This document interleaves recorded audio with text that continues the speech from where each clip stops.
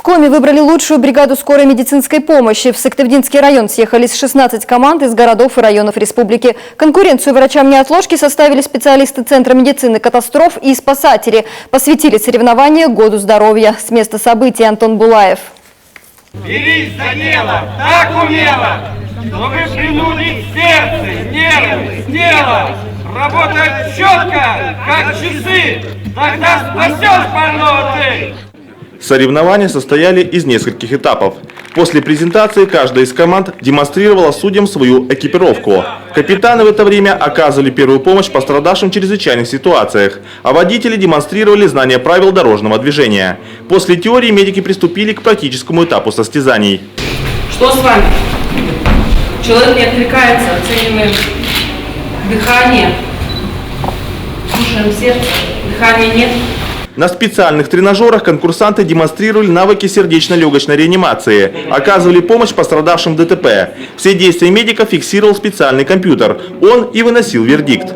Екатерина Парсюрова второй год подряд принимает участие в этих соревнованиях. И именно этот этап считает самым сложным. Главное не растеряться, с холодной головой, применить все свои знания, умения, навыки и достаточно хорошо оказать помощь. Самым зрелищным стал этап автомногоборья. Команды преодолевали дистанцию по пересеченной местности и доставляли пострадавшего в больницу. Врачи на носилках несли до машины ведро воды и мешок песка. Последний имитировал вес человека. Затем водителю предстояло пройти полосу препятствий. Наивысший балл получали те, кто укладывался в отведенное время и не расплескал жидкости старые. Это самый сложный, самый заключительный этап. На нем принимает участие вся команда, начиная от водителя, врача, фельдшера. Доставка больного в приемный покой. Рассчитанный вес носилок, среднестатистический человек 70 килограмм. Мероприятия также, которые проводятся по доставке, и скорость. Конечно, время идет в зачет.